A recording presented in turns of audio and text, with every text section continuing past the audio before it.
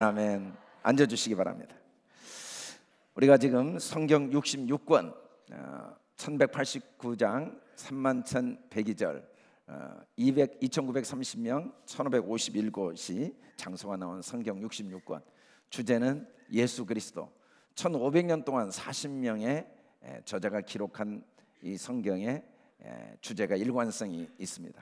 열왕기하는 분열 왕국 이후의 왕들 중에 특별히 북이스라엘 남유다 왕의 기록이 17장까지 기록되면서 북이스라엘은 722년에 망합니다.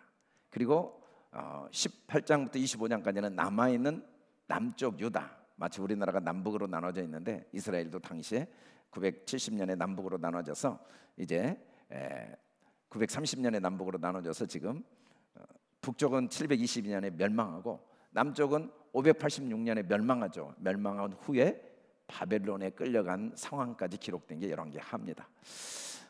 남쪽 왕들 르호보암, 아비암, 아사, 여호사밧, 여호람, 아하시야, 아달랴, 요아스, 아마샤, 우시야, 요담, 아하스, 히스기야, 므낫세, 아몬, 요시야, 여호아스, 여호야김, 시드기야, 이 20명의 왕들은 다윗 혈통을 다 이어받은 한 왕조입니다. 20명의 왕들이 나라를 다스리다가 시드기야 왕 때 나라가 멸망합니다. 북쪽은 여로보암이 이제 나라를 건설하게 되죠. 하나님이 10지파를 주셔서. 근데 나답 그 아들 때 바하사가 나답을 죽이고 왕조가 바뀝니다. 그리고 엘라 때 시므리가 엘라를 죽이고 왕조가 또 바뀌죠. 세 번째 왕조. 그리고 오므리가 시므리를 죽이고 또 왕조가 바뀝니다. 그리고 4대까지 가다가 에후가 또 죽이고 5대까지 갑니다. 스가랴까지. 근데 이 스가랴를 또 샬롬이 죽이고 바로 샬롬 다음에 무나임이 샬롬을 죽이면서 7대 왕조가 되죠. 그리고 부가이아를 베가가 죽이고 8대 왕조. 베가는 호세아에 의해서 죽임을 당하고 호세아가 9대 왕조. 불과 202년 동안 19명의 왕들이 9왕조에 의해서 세워지면서 202년 동안은 죽임과 보복의 연속입니다. 그리고 나라는 멸망하게 됩니다. 열왕기 상하에 나온 왕들의 이야기를 보면 19명의 북쪽 이스라엘 왕은 모두 악한 왕들입니다. 그들의 인생이 하나님 앞에 악한 왕이었고 결국 개인과 가정과 국가가 멸망하고 말죠. 남쪽 유다에는 11명의 왕들이 악한 왕입니다. 다윗의 혈통을 이어받았지만 이들은 여호와 보시기에 악한 왕들이었죠. 그리고 8명의 왕들이 하나님 보시기에 정직히 행하였습니다. 그래서 유다 왕 중에 8명의 왕들이 정직히 행한 왕들을 통해 유다 국가가 유지되었다가 586년에 결국 멸망합니다. 그 중에 유다 왕 8대 왕 요아스는 처음에는 정직한 왕이었는데 결국 마지막에 신복들이 반역하여 그를 죽이고 살해당한 유다 왕 중에 한 명입니다. 성공으로 시작했다가 실패로 끝나죠. 열왕기 상하의 중심 인물은 왕들이 아닙니다. 선지자들입니다. 열왕기 하도 선지자 엘리사를 통해서 이야기가 전개됩니다. 엘리사의 이야기. 엘리사가 여리고에 있을 때 사람들이 몰려와서 땅은 좋은데 물이 안 좋아서 결실을 못 맺습니다 라고 할 때 그 물 근원에 소금을 뿌립니다. 그러자 여호와의 말씀이 이 물을 고쳤으니 앞으로 죽음이나 열매 맺지 못함이 없을 것이다 라고 하셨는데 그게 어떻게 되는가? 그 여리고의 샘에서 나온 물 때문에 그 물이 엘리사가 한 말과 같이 고쳐져서 오늘에 이르렀습니다. 오늘. 지금 오늘이면 한 3000년이 다 됐죠. 2900년 전이니까. 오늘 정말 한번 가봤더니 그 샘이 이렇게 돼 있습니다. 지금 여리고 샘. 우리 학생들이 그 사진을 찍었거든요. 엘리사가 소금을 뿌렸던 여리고의 샘에서 그 메마른 땅에 저곳에서만 계속 물이 끝없이 흘러나와 가지고 여리고 전역을 적시고 있는 모습을 우리가 와서 보고 왔습니다. 이 엘리사를 통해서 하나님이 여호사밧 왕의 전쟁에도 승리하게 하시죠. 전쟁이 패하기 직전 여호와의 선지자가 없느냐? 다른 건 지금 중요하지 않고 여호와의 선지자가 중요하다고 여호사밧이 이야기합니다. 그러자 골짜기에 개천을 팔아. 아니 전쟁 중에 개천을 파는데 무슨 전쟁에 승리하겠습니까? 그런데 놀랍게 비가 내리고 아침에 그곳에 햇빛이 비치니까 그 물이 갑자기 핏물처럼 보이고 이 모압 사람들이 이스라엘 사마리아가 자충질환으로 죽었다라고 생각하고 공격해 왔다가 그냥 포로로 다 잡히게 되죠. 또 당시 이스라엘을 가장 괴롭혔던 강대국 아람의 군대 장관 나하만이 문둥병이 걸립니다. 그때 포로로 끌려갔던 이스라엘의 여종, 그가 선지자에게 가면 고침받습니다 라고 했더니 찾아가죠. 요단강에 7번 씻으라는 말을 듣고 너무 분노합니다. 이 더러운 물에 7번 씻는다고 어떻게 병이 나았겠는가. 그러나 순종했을 때 진짜 나병이 깨끗이 치유되는 경험을 하게 되죠. 그래서 아람과 이스라엘 관계에 이 엘리사를 통하여 아람이 이스라엘을 다시 보게 되죠. 아람 왕이 정말 고민이 많습니다. 이스라엘을 어떻게든지 공격하려고 하면 다 작전이 들통이 납니다. 누가 이스라엘 왕과 내통했느냐라고 할 때 무슨 내통입니까? 엘리사 선지자가 왕의 침실에서 하신 말씀을 이스라엘 왕에게 다 고합니다. 그래서 바로 엘리사를 말과 병거가 군사를 보내서 에워쌌는데 하나님께서 엘리사를 통해 게하시의 눈을 열어서 딱 보여줬을 때 보니까 사실은 불말과 불병거가 엘리사를 완전히 에워싸고 있었습니다. 아멘. 이곳에도 하나님의 불말과 불병거가 에워싸니까 우리가 예배를 드릴 수가 있죠. 아멘. 그들의 눈을 어둡게 해서 자기들끼리 서로 죽이면서 아람은 패전하게 됩니다. 그런데 각 선지자와 각 선견자를 통해 하나님이 이스라엘 백성을 돌이키게 하시고 하나님 명령과 윤례를 지키도록 계속 하셨는데 결국은 듣지 않습니다. 선지자를 통해 하신 말씀대로 듣지 않자 그들은 아수르에 사로잡혀가 이스라엘은 멸망합니다. 이스라엘 멸망을 보고도 남유다도 선지자를 통해 하신 말씀을 듣지 않습니다. 그래서 결국은 마지막 20번째 시드기야 왕은 아들들이 자기 눈앞에 다 죽고 자기는 두 눈이 뽑혀 바벨론으로 끌려가고 성전과 왕궁은 다 불살라집니다. 열왕기 상하의 내용을 보면 39명의 왕들의 이야기의 모든 중심은 선지자입니다. 선지자. 각 선지자, 각 선견자. 하나님은 각 선지자와 각 선견자를 통해 이스라엘 유다에게 지정하여 말씀하셨다. 우리는 하나님이 누구인가? 내가 믿는 하나님, 나의 하나님은 어떤 분인가? 성경이 계시하시는 하나님을 배워야 됩니다. 근데 성경이 열왕기 상하 전체를 통해 계시하신 중요한 하나님의 성품은 하나님은 지정하여 말씀하십니다. 이 지정하여라는 단어는 원래 의미는 반복하여라는 뜻입니다. 하나님은 반복하여서 끊임없이 말씀하시는 분이다. 우리가 하나님 말씀을 못 들을 수 있어요. 그래도 하나님 말씀하고 계십니다. 우리가 하나님 말씀을 잘못 들을 수 있어요. 그래도 하나님은 옳게 말씀하십니다. 우리가 하나님의 말씀을 거역할 수 있어요. 그래도 하나님은 계속 말씀하십니다. 우리는 내가 말하고 싶은 사람에게만 말합니다. 또 내 말을 잘 들어주는 사람에게 말합니다. 그러나 하나님은 지정하여 말씀하십니다. 각 선지자, 각 선견자를 통해 한 사람 한 사람에게 계속 말씀하십니다. 각 선지자, 각 선견자. 선지자는 하나님의 말씀을 대언하는 자죠. 하나님의 명령과 율례를. 선견자라는 건 하나님의 말씀을 보여주는 사람입니다. 끊임없이 하나님이 어떤 분인가, 하나님의 말씀과 율례를 우리에게 보여주는 선지자와 선견자를 하나님이 세워놓으신 거죠. 열왕기 상하에 어떤 왕이 실패하고 어떤 왕이 성공했는가? 그 실패와 성공은 선지자를 통해 하시는 하나님의 말씀에 대한 반응입니다. 선지자를 통해 하신 말씀에 대한 태도입니다. 물론 외적으로 부분적으로 보면 왕의 역량, 주변 국가와의 관계, 또 여러 가지 외적인 환경이나 내적인 자질이 성공과 실패를 좌우할 수 있는 것처럼 보일 때도 분명히 있습니다. 우리는 주변에 누군가 성공한 이유들이 주변에 그 사람의 자질이나 어떤 조건이나 주변 환경 또 관계를 통해 성공했다고 볼 수도 있습니다. 그러나 그건 부분적인 겁니다. 이스라엘 역사 39명의 왕의 전체 삶을 볼 때 성공과 실패는 반드시 하나님의 말씀에 대한 태도에 의해서 결정된다는 걸 하나님 우리에게 보여주고 계시죠. 하나님은 사람을 통해 끊임없이 말씀하십니다. 각 선지자, 각 선견자를 통해. 하나님은 사건을 통해서도 우리에게 항상 말씀을 하십니다. 하나님은 상황을 통해서 계속해서 하나님의 말씀을 우리에게 가르쳐 주십니다. 사람은 하나님의 말씀이 들려질 수밖에 없는 존재입니다.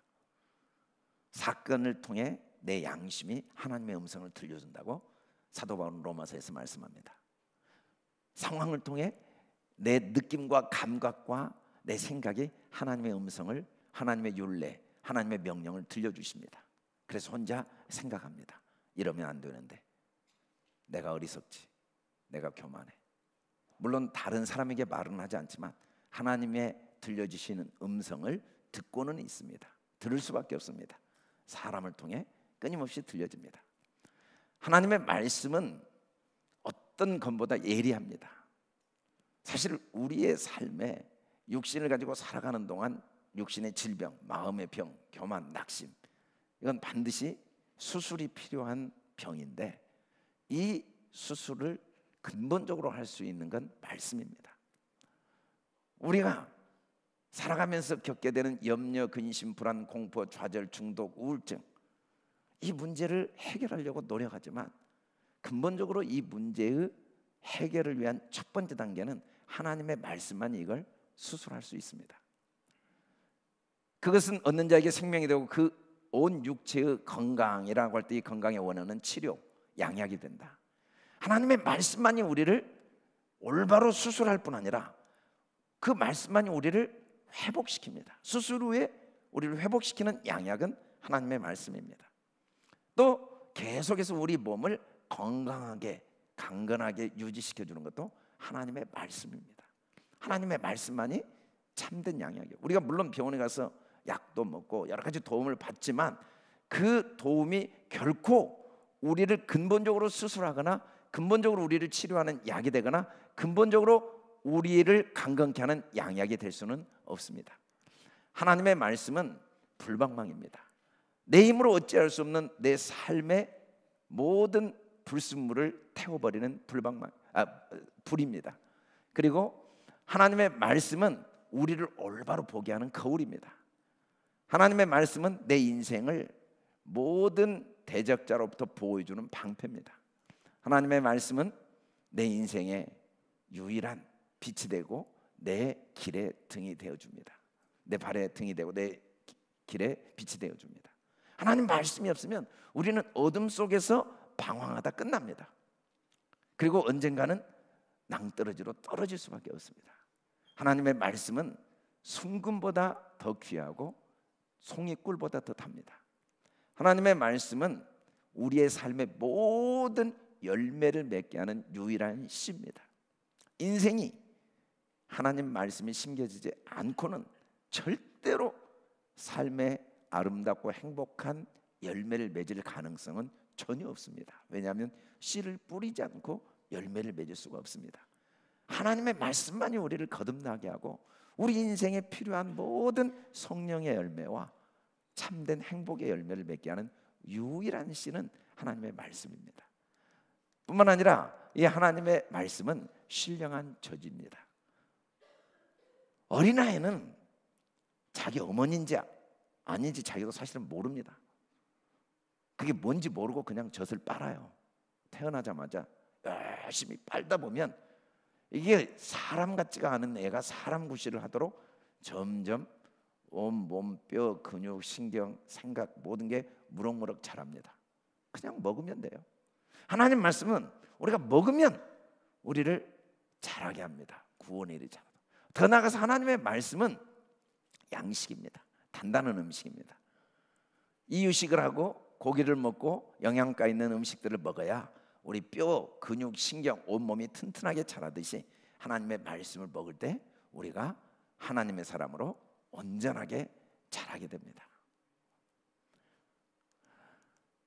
하나님의 말씀을 우리는 먹어야 됩니다. 안타까운 건 육신의 양식을 먹지 않을 때 자기가 먹고 있지 않다는 걸 인식하고 또 의식하고 그걸 찾아 먹지만 영의 양식을 먹지 않을 때 그걸 먹지 않고 있는 걸 인식하지 못하고 의식하지 못하고 찾아 먹지 않는 경우도 많이 있습니다. 육신의 양식도 입맛이 완전히 떨어지면 밥을 찾지 않듯이 영의 양식도 입맛을 잃어버린 사람은 자기가 먹고 있지 않는 것도 의식하지 못하고 인식하지 못하고 찾지 않을 수도 있습니다. 그러나 밥을 먹지 않고 힘을 쓸 수 없듯이 하나님의 말씀을 먹지 않고 하나님의 사람으로 살아갈 수가 없습니다. 마음으로 믿고 입으로 시인하여 구원에 이른다. 하나님의 말씀은 입으로 계속 먹어야 됩니다.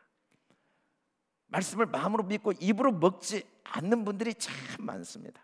마치 음식을 눈여기만 하고 먹지 않는 것처럼 하나님의 말씀을 입으로 절대 먹지 않으면서 시간이 지납니다. 시간이 지나면 착각을 합니다. 눈요기가 내 양식으로 나를 자라게 하고 변화시켰으리라는 착각을 합니다. 그런데 천만의 말씀, 영은 철저하게 육신에 속해 있고 신앙의 연륜은 지났지만 어린아이와 똑같습니다. 생각하는 것, 말하는 것, 행동하는 건 육신에 속하여서 사망에 이르는 일을 하게 되어 있습니다. 어린아이의 일을 반복합니다. 전혀 겉모양만 변했지 속사람이 변하지 않습니다. 절대로 하나님 말씀을 먹지 않습니다. 1년 내내 주일날도 하나님 말씀 다 귀로만 듣고 예배 끝나고 절대로 눈여기만 하고 먹지 않는 분들도 있습니다. 그러나 말씀을 먹지 않고 우리의 믿음이 자랄 가능성은 전혀 없습니다. 근데 주야로 말씀을 먹다 보면 하루하루 나도 모르게 면역력이 강화되고 근육과 뼈가 생기고 키가 자라고 골격이 견고해지고 나도 모르게 하나님의 일을 할 힘이 계속 공급되어집니다. 그래서 하나님의 말씀은 반드시 먹어야 됩니다. 읊조리며 먹어야 돼요. 그래서 하나님은 끊임없이 말씀을 먹을 수 있도록 선지자와 선견자를 보내줍니다. 하나님은 분명한 계획을 우리에게 성경에 보여주셨습니다. 하나님의 형상대로 우리를 만드셨어요. 왜냐하면 우리를 행복한 존재로 살도록 하기 위해서. 그리고 하나님의 형상대로 만드신 이유는 행복을 위한데 행복하도록 어떤 일을 할 수 있게 해주셨냐면 생육하고 번성하고 충만하고 정복하고 다스리는 일을, 이 일들을 통해 행복을 경험하도록. 그런데 하나님이 이 일을 하도록 사명을 주신 다음에 이 일을 감당할 수 있는 능력을 공급받을 수 있는 씨 맺는 채소와 씨 가진 열매 맺는 나무를 우리에게 가장 먼저 주신 거예요. 그래서 잘 먹으면 이 사명을 감당할 힘이 생기고 감당하게 되고 행복하고 열매 맺는 인생을 살 수 있게 되는 거죠. 물론 짐승에게도 하나님이 푸른 풀을 먹게 하셨습니다. 그런데 짐승은 아무리 푸른 풀을 먹어도 행복하지는 않습니다. 생육하고 번성하고 충만하고 정복하고 다스릴 수는 없습니다. 왜냐하면 짐승은 하나님께서 푸른 풀만 주셨고 사람은 행복하게 이런 일을 할 수 있도록 하나님께서 너무 기뻐하시면서 에덴 동산에 거기 두시고 더 중요한 진짜 기쁨과 즐거움과 행복을 위한 양식을 주셨는데 그게 생명나무 열매입니다. 이 열매를 먹으면 우리는 짐승과 달라요. 이 열매를 잘 먹으면 우리는 생육하고 번성하고 충만하고 정복하고 다스리는 열매 맺는 행복한 인생을 살 수밖에 없는 거예요. 그러니까 하나님이 언제 제일 기뻐하시는가? 육신의 부모가 자녀를 키우면서 언제 제일 행복하냐면 음식을 정성스럽게 준비해 놨더니 맛있게 잘 먹고 아침에 맛있게 잘 먹고 또 점심 때 다 소화를 시키고 또 맛있게 먹고 또 저녁에 소화를 시키고 맛있게 먹는 모습을 보면 그걸 지켜보고 있으면 세상을 다 얻은 것처럼 행복합니다. 그런데 음식을 정성스럽게 준비해 놨는데 자녀가 밥맛이 없다고 안 먹는 거예요. 몸이 아프다고. 점심 때도 안 먹어요. 소화가 하나도 안 됐대요. 저녁 때도 안 먹어요. 그러면 부모는 너무 마음이 아파요. 정성스럽게 그렇게 준비한 음식을 입에도 대보지 않고 아야 안 먹어, 안 먹어. 입에 들어가질 않아요. 꼭 가시를 삼킨 것 같아요. 입이 썼어, 못 먹겠어. 우리가 가끔 몸에 열이 나고 그러면 그런 경우가 있어요. 그런 모습을 보면 안타까워요. 왜냐하면 밥을 먹어야 병이 낫거든요. 왜냐하면 밥을 먹어야 건강하게 행복하게 학교 생활도 잘하고 직장 생활도 잘하거든요. 밥만 먹으면 기도 잘하고 몸도 건강하고 우리 아들이 행복할 텐데, 우리 딸이 행복할 텐데 밥을 안 먹으니까 너무 마음이 아파. 하나님도 우리가 음식을 잘 먹는 걸 보면 너무 행복하세요. 왜냐하면 하나님의 계획대로 잘 살 거니까. 근데 사람은 아무리 씨 맺는, 씨 가진 채소와 씨 맺는 열매 맺는 나무를, 과실을 먹어도 행복하게 살 수는 없어요. 생명나무를 꼭 먹어야 돼요. 생명나무를 먹어야 진짜 에덴이에요. 예, 진짜 에덴이 에덴인 이유는 생명나무. 두 번째는 선악을 알게 하는 나무. 이걸 여기서 나온 열매를 안 먹을 때 행복해요. 먹어야 될 걸 먹고 안 먹어야 될 걸 안 먹을 때 사람은 제일 기쁩니다. 사람의 최고 행복은, 에덴은 뭔가? 하나님이 먹으라고 하신 걸 잘 먹으면 너무너무 내가 행복해요. 물론 하나님도 그때 제일 행복해 하시죠. 그리고 안 먹어야 할 걸 안 먹으면 사람은 너무 행복해요. 하나님이 먹지 말라는 걸 안 먹고 나면 얼마나 내 가슴이 꽉 차고 내 자신이 자랑스럽고 내 삶에 행복하고 내 삶에 풍성한 열매가 맺혀 있는지 몰라요. 그래서 에덴은 하나님이 이 자연에 많은 육신의 음식, 소중한 걸 많이 주셨지만 그것만으로는 에덴이 안 되고 생명나무를 꼭 먹어야 돼요. 에덴의 완성은 생명나무. 근데 그 생명나무는 말씀이죠. 하나님 말씀. 육신의 음식과 영의 양식, 하나님의 말씀. 선악을 알게 하는 나무의 말씀을 안 먹으면 우리는 무럭무럭 자라게 돼 있어요. 이걸 안 먹어야 될 걸 안 먹는 훈련을 안 하면 어린아이처럼 머물러 있어요. 근데 안 먹어야 될 걸 먹고 싶지만 안 먹을 때 우리 속사람이 자라고 우리의 삶에 능력이 나타나고 열매가 맺혀지고 영향력이 생기죠. 그래서 에덴은 하나님이 먹으라 하신 걸 열심히 먹고 먹을 수밖에 없는 상황이지만 안 먹어야 될 것이기 때문에 안 먹을 때 진짜 에덴을 경험하게 돼요. 그 어떤 것도 에덴을 줄 수가 없어요. 생명나무는 지의 말씀이라고 그랬습니다. 마지막에 주님이 하늘나라에서 우리에게 영원한 생명나무 열매를 먹게 하시면서 영원한 에덴을, 다시는 눈물도 아픔도 고통도 없는 영원한 에덴에서 영원한 행복을 우리에게 약속해 주셨죠. 생명나무는 하나님이 준비하신 최고의 음식입니다. 제가 목회를 하면서 참 많은 경험을 하는데 정말 좋은 음식에 대한 이야기를 많이 들어요. 제가 집회를 가는 곳마다 이게 좋다, 좋다는 걸 수백 가지를 들었어요. 그리고 뭐 가격도 천차만별이에요. 얼마나 다양한지 몰라요. 비싼 건 막 몇백만 원이에요. 이건 정말 뭐 아주 뭐 어떻게 특수 가공을 해서 그리고 그 귀한 걸 먹는 모습을 지켜볼 때 주신 분이 너무 행복해 하시더라고요.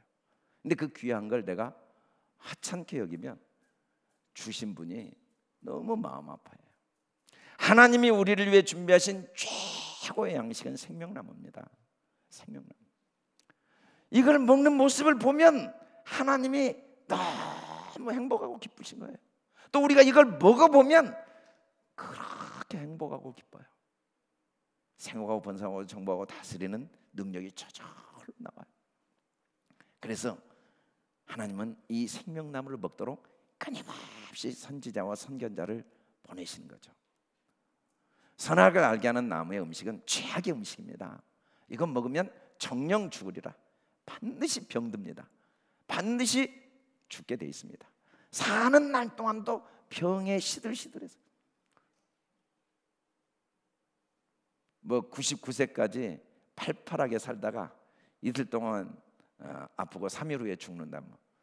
9988 234인가 그 이야기 많이 하잖아요. 아니 99세까지 살면 뭐예요? 병들어 시들시들 살면.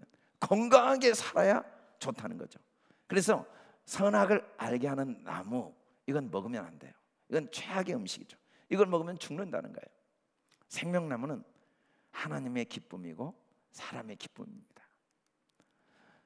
사람과 예수님이 정확히 처음 오셔서 설명을 하실 때 이사야 61장 2절을 인용해서 회당에서 그 성경을 펴놓고 사람이 누구고 예수님이 누군가를 말씀하시는 내용이 처음 예수님이 공생의 시작할 때 이 첫 성경 구절에 나와 있습니다.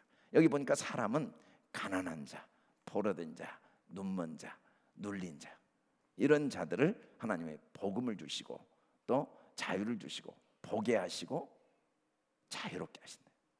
사람은 누구냐면 가난한 자, 포로된 자, 눈먼 자, 눌린 자예요. 너무 가난해요. 마음에 여유가 없어요. 항상 능력이 부족하고 뭐가 부족하고 자신감이 부족하고 자기 의의가 부족하고 기도가 부족하고 돈이 부족하고 인맥이 부족하고 능력이 영향력이 부족한 것이 항상 채워야 돼. 또 포로돼. 뭔가에 꽉 묶여 있어요. 뭔가가 나를 끌고 다녀. 돈이 끌고 다녀요. 사람들의 평가가 끌고 다녀요. 죽을 때 보니까 아무것도 아니라는 게 확실하다는 걸 우리가 수없이 확인해요. 그래도 소용없어요. 다 알아요. 남들이 뭐라고 하는 게 뭐 중요하고 눈에 보이는 게 뭐가 중요하고 다 알아도 안 돼요. 절대로 안 돼요.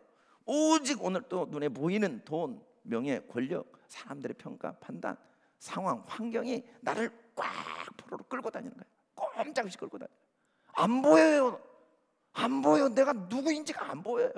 자기를 정확히 보지를 못해요. 얼마나 내가 보배롭고 존귀한 존재이고 내가 행복한 존재이고 내가 능력 있는 존재이고 내 삶에 얼마나 하나님이 주신 행복과 부여들이 넘쳐나는지 보이질 않아요.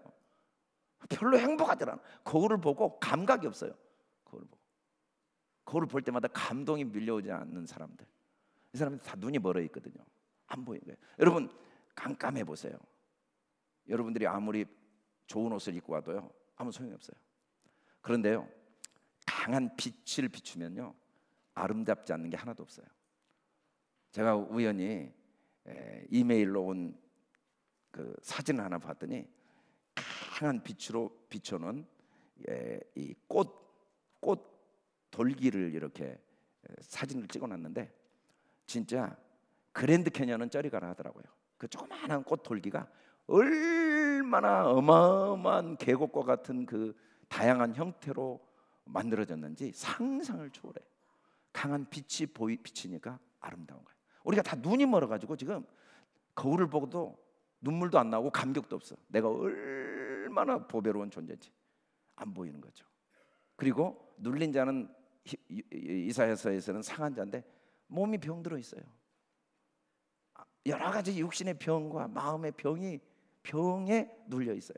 이들의 공통점은 뭐냐면 음식을 잘못 먹어서 그래요. 이유는 딱 하나예요. 하나님이 먹으라 하신 음식은 안 먹고 하나님이 먹지 말라 하신 음식은 열심히 먹으면서 사람은 가난하고 포로되고 눈멀고 눌린 자가 된 거예요. 주님이 이 문제를 해결하러 오셨어요. 그동안 이 문제를 해결하려고 각 선지자를 보냈고 각 선견자를 보냈는데도 안 먹으니까 말씀이신 예수님이 직접 육신으로 오셔서 우리에게 생명나무를 먹게 하신 거죠. 예수님은 문제를 딱 하나로 본 거예요. 음식 잘못 먹어서 병들었다.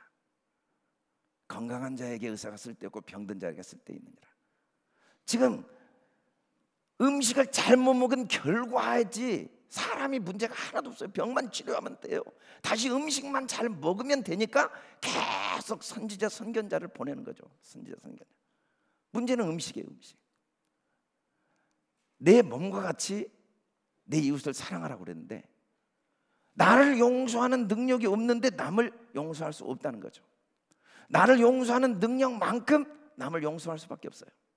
여러분 우리가 인간관계에서 오래 사귀는 사람 또 연애하다 결혼한 후에 공통점이 나타납니다.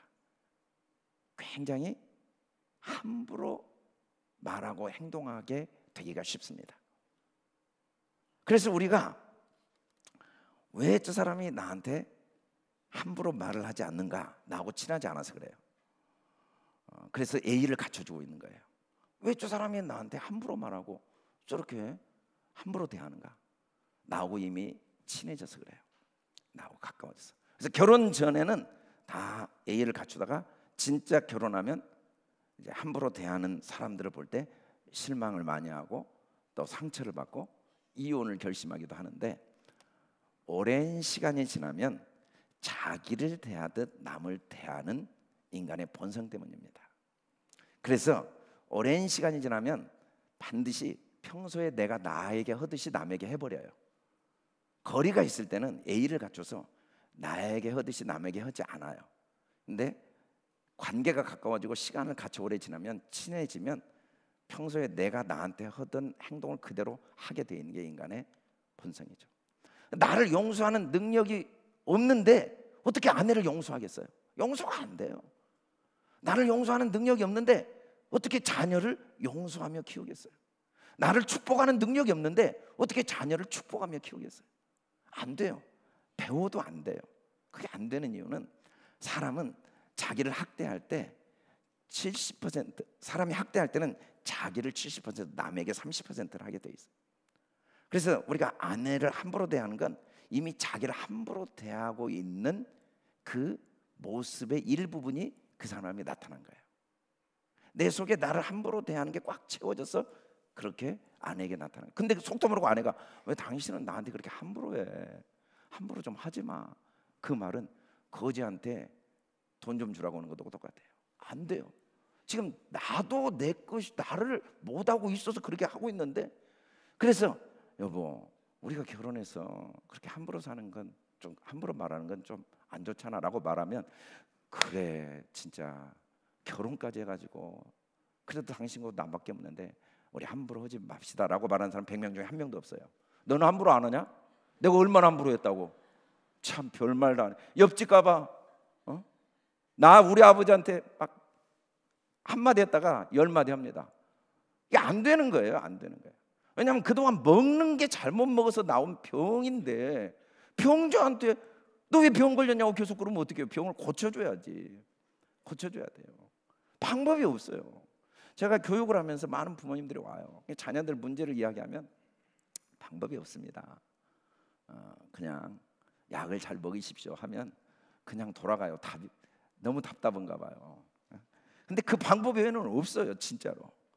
다른 방법이 있으면 좋은데 해보실수록 병이 깊어져요. 그리고 처음에는 팔 하나 없어도 살아요. 팔 하나 없어도 울어요.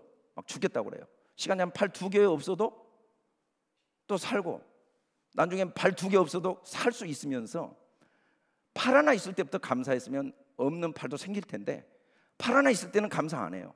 팔 2개 떨어져도 감사, 팔 다리 다 떨어지면 그때서 감사해. 그리고 죽을 때 감사해. 아이고 아무것도 아닌데 별것도 아닌 것 같고 왜 그렇게 내가 그렇게 선악을 알게 하는 나무만 먹고 뭐가 옳으니 그르니 따져 쌓고 네가 잘했니 못했니 죽으라고 먹였을까? 죽을 때서 미안하네.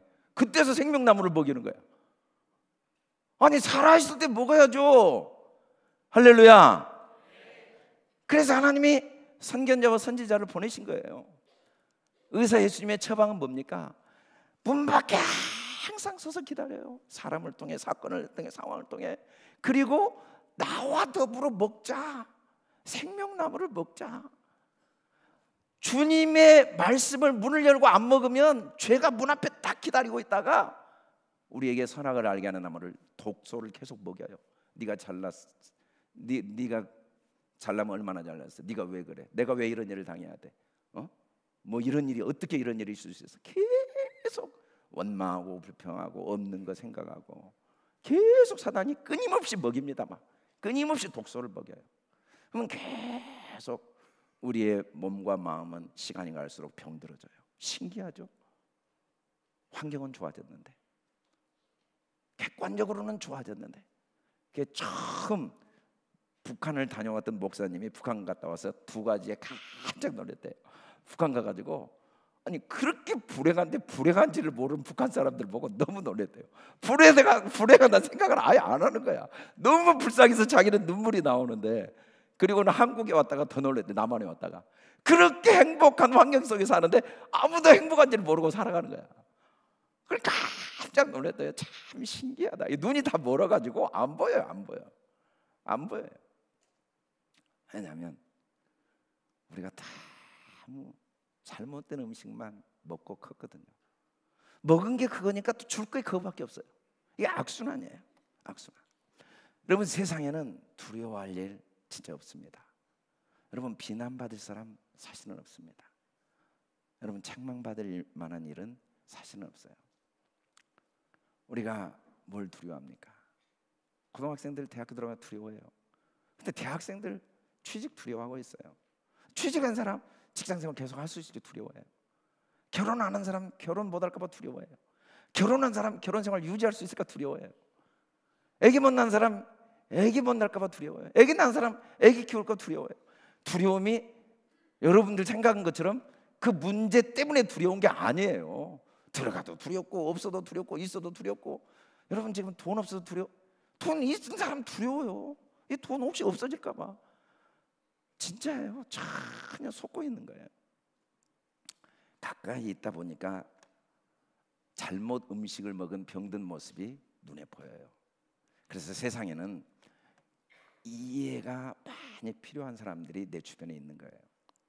용납이 필요하고 격려할 일이 많은 곳이 세상입니다. 왜냐하면 우리는 온통 독약만, 죽일 음식만 온 세상에 가득 찬 곳에서 우리가 살아오고 있거든요. 참 안타까운 게 그렇게 이야기를 해도 하나님의 생명나무는 일주일 동안 한 번도 안 먹으려고 그래요. 예배 끝나고 제발 좀 먹으라고 그래도 안 먹어요. 밥만 먹어요. 오늘 주님이 주신 은혜를 좀 나누고 말로 하고, 나 혼자만 계속 먹으니까 미안해 죽겠어요. 끝나고 여러분들이 좀 먹어야 되는데 여러분들 안 먹어. 안 먹으면 10년이라도 똑같아요. 먹으면 건강해요. 아멘. 먹으면 행복해요. 아멘. 먹어봅시다. 주일마다 감사함으로 받으면 버릴 게 없어요. 여러분, 시므이가 다윗을 저주했는데, 아니 저주도 하나님이 선으로 바꾸시겠다고 먹어버리는데 어떻게 하겠어? 저주한 사람만 저주하고 끝난 거지. 그게 생명나무예요. 모든 걸 감사. 아멘. 죽어도 감사. 아멘. 진짜예요. 감사로 다 받으면 생명나무예요. 아멘. 진짜. 바울이 뭐라고 합니까? 아무것도 염려하지 말아요. 염려는 기도 제목이에요. 기도는 뭐 이것저것 주세요, 그건 기도는 아닙니다. 그건 간구예요. 기도는 하나님의 말씀을 읊조리는 게 기도예요. 기도는 하나님과 대화거든요. 그래서 기도를 염려 시간에 어떤 하나님의 말씀이 필요하구나, 어떤 하나님의 말씀이 필요하구나, 말씀을 찾고, 아멘, 말씀을 읊조리고, 아멘, 그리고 말씀에 의지해서 구하면 받은 줄로 믿고 끝나세요. 염려하지 마세요. 너무너무 하나님 말씀을 안 찾으니까 염려거리를 하나님이 아직 남겨두신 거야. 천국 가면 이제 염려거리가 없는데, 이 땅에는 저나 여러분들은 염려거리가 좀 있어야 행복합니다. 그러지 않으면 진짜 생명나무는 절대로 한 번도 안 찾아봐요. 감사할 건 절대로 안 찾아봐요. 바울이 더 놀라운 고백을 합니다. 모든 걸 할 수 있대요. 아니 복음 전하다가 말도 안 되는 이유로 감옥 갔어요. 자기 이 생계가 위협받았다고 누명을 씌워 감옥에 보낸 거예요. 복음을 전할 수 없는 상황이 된 거야. 근데 바울은 그것 때문에 영향을 안 받아요. 죽은 자가 살아났어요.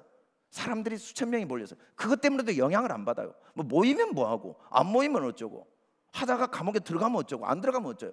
중요한 건 뭐예요? 모든 걸 할 수 있어요. 모든 거. 우리 같이 옆 사람에 모든 걸 할 수 있습니다. 모든 걸 할 수 있습니다. 왜 모든 걸 할 수 있는가? 내가 할 수 있는 일만 하니까 모든 걸 할 수 있는 거예요. 아멘. 진짜예요. 진짜예요. 지난주 권호영 목사님 우리 교회 집회 와가지고 같이 오신 분한테 계속 이야기를 하더라고요. 제가 교회 개척하면서 하도 할 수 있는 게 없어서 교인들한테 그냥 돌아다니면서 부흥회 다니시라고 그랬어요. 내가 줄 양식이 없다. 여기 있으면 영양실조 걸리니까. 그리고 부흥회를 1년에 11번을 했어요. 그러면서 저는 목회를 포기하려고 계속 준비했어요. 나는 내가 이게 우리 교인들은 이게 젖이 말라버린 엄마 아기와 똑같으니까 그렇게 절망 중에 있을 때 그분이 이제 우리 교회 와서 부흥해 주시면서 이제 하나님의 기적을 체험하게 됐죠. 그러면서 이제 계속 그런 이야기를 어떻게 이렇게 학교를 하고 교회를 하는지 자기는 정말 막 자꾸 그 이야기를 어떻게 했냐면 내가 할 수 있는 일만 했어요. 전 앞으로도 관심이 없어요. 내가 할 수 있는 일만 하다 하려고 갈 거예요. 아멘. 안 되는 걸 뭘 봐요? 없는 걸 뭘 봐요? 왜 남편을 고치고 아내를 고치고 자식을 고치고 제가 교인들을 위해서 할 수 있는 게 없잖아요. 나 할 수 있는 것 내가 최선을 다해서 할 거예요. 그러다 난 하려고 갈 거예요. 안 되는 거 못하는 걸 보고 어떻게 있어요? 그건 하나님의 영역이죠. 그래서 바울은 감옥에 있어? 거기서 할 수 있는 일만 하니까 못할 게 없는 거예요. 아멘. 할렐루야. 슈퍼맨이 되는 게 아니고 그냥 우리는 할 수 있는 일만 하다가 가도 인생이 너무 짧아요. 할 수 있는 일만 하다가 가도 할 일이 너무 많아요. 있는 것만 감사하고 가도 가진 게 너무 많아요. 진짜예요. 헤아려 보면 너무 많아서 다 헤아릴 수가 없어요. 하나님은 우리가 서로 가까운 사이이기 때문에 먼 사이에게는 그렇게 안 해도 돼요. 내 아내, 내 남편이니까 더 많은 이해가 필요해요. 더 많은 용납이 필요하고 더 많은 격려가 필요해요. 그 음식을 계속 서로 먹여줘야 돼요. 자꾸 먹으면 나도 언젠가는 먹여줄 수 있어요. 우리가 모여서 계속 먹으면 우리가 흩어지면 그곳에 가서 이 생명나무를 나누어주는 선견자가 되고 선지자의 삶을 살 수가 있어요. 아멘. 하나님은 우리가 선악을 알게 하는 나무의 실과를 먹여주러 다니는 삶을 살기를 원치 않으세요. 우리가 어떻게 진짜 성장하는가? 생명나무만 먹어갖고는 절대 성장하지 않습니다. 먹지 않아야 할 걸 안 먹을 때 진짜 어른이에요. 아멘. 먹을 수밖에 없어요. 화를 낼 수밖에 없어요. 불평할 수밖에 없어요. 염려할 수밖에 없어요. 억울하다고 말할 수밖에 없는 때 그 선악을 알게 하는 나무를 먹지 않은 거야. 누가 옳다 그러다 절대 말하지 않는 거예요. 다 똑같아요. 나는 하나님 앞에 낳았다면 더 은혜를 받은 거지 내가 낳은 게 없어요 라고 생명나무를 먹을 줄 아는 사람이 성숙한 사람이지 생명나무만 계속 먹은다고 성숙해지지 않기 때문에 선악을 알게 하는 나무를 실과를 먹을 수밖에 없는 상황들을 하나님은 우리에게 아직도 허락하신 거죠. 왜 저 사람이 나를 괴롭힐까? 왜 저런 문제가 나한테 생길까? 왜 이런 아픔이, 왜 내 남편, 내 아내, 내 자녀, 우리 교회에 이런 문제가 있을까? 그 선악을 알게 하는 나무의 실과가 먹을 수밖에 없는데 안 먹으면서 진짜 우리가 성숙한 사람, 행복한 사람이 될 수 있기 때문에 남겨둔 거죠. 그러나 중요한 건 방향성이에요. 선악을 알게 하는 나무 실과를 먹어도 괜찮아요. 우리는 계속 그걸 먹은 걸 회개하고 생명나무를 먹기 위한 방향으로 걸어가고 있으니까 당신 또 왜 그래? 라는 말 하지 마세요. 먹은 거 보고 또 먹고 있구나. 생명나무로 계속 먹게 가면 돼요. 아멘. 할렐루야. 할렐루야. 우리 다 같이 더 많은 감사의 음식을 먹읍시다. 더 많은 이해와 용납과 격려의 음식을 먹여줍시다. 아멘. 잘 먹으세요. 아멘. 누가 격려하면 감사하다고 그러세요. 그냥 아니라고 하지 말고. 그거 안 먹어 절대 우리나라 사람은. 아유 뭐 대단하십니다. 그럼 아닙니다. 뭘 아니요 그냥 감사합니다고 먹어야지.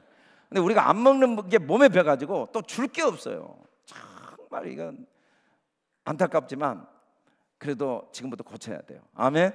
우리 교회는 분위기를 바꿔야 돼. 아멘. 열심히 먹읍시다.